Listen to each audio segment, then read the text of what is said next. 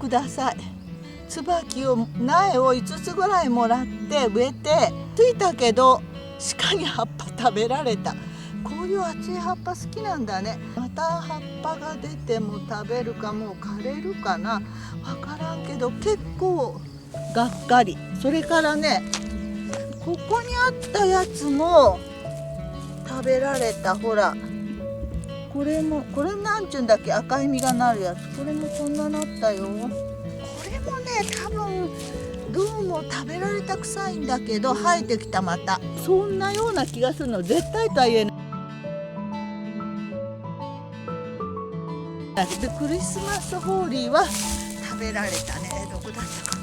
うわないとここの辺だったんだけど、あこれ見て、ほらこの辺とか食べられたね。こうやっていっぱいかけてこの辺もなくなった。ショックよね結構。こんなんじゃ厚い葉っぱ好きならそよごも食べればいいのにね。そよごは食べないね。なんかいろいろあるみたい。そしからカナメも食べられた。いっぱいあるのにこんなのちょこっと食べてかんでもいいじゃんな。頭にくる。なんと鹿のしーちゃんアジサイも好きなんだってちょっと食べるな。食べちゃったよ。こっち側食べた、こっちも食べに来るんか。これ新芽出ないよね。なんか悲しいね。これアジサイ、私もアジサイ好きなんだけどな。美味しいのアジサイって。シュクーン。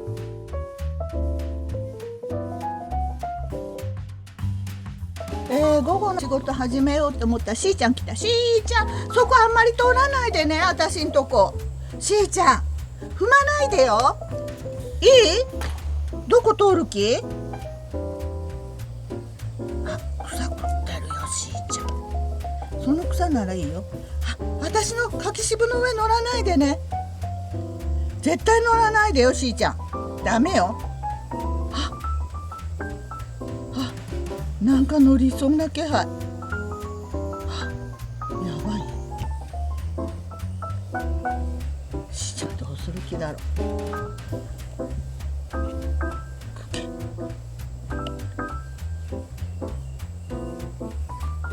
う。よかった。避けてった。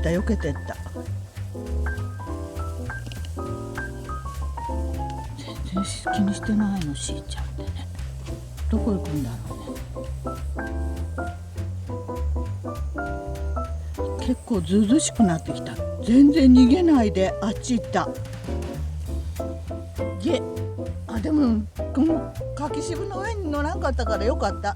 リコリスは多分ね食べないんだよと思うんだ。彼岸花系でしょこれ。彼岸花って毒あるって言うじゃん。わからん。柿渋がいっぱいあったし私がいたから食べんかったのかもわからん。山よりねこの中にあるんだけど、これは気づいて、もうこんな枯れたけどこのひっそり感とこの山よりだけはねしーちゃん気づいてないの。まあ見ようと思うんだけど。さてといいわ、しーちゃんも帰ったし。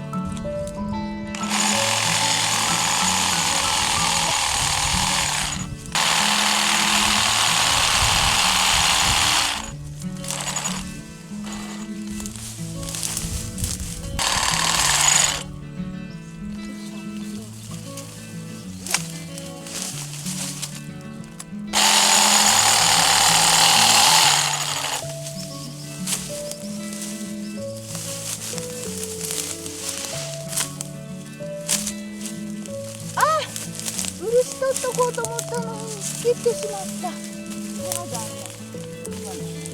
あんまり最近売れてないんだよ。あ、ここにいっぱいある。これ置いとこう、漆。さっきの大きかったもんね。山漆。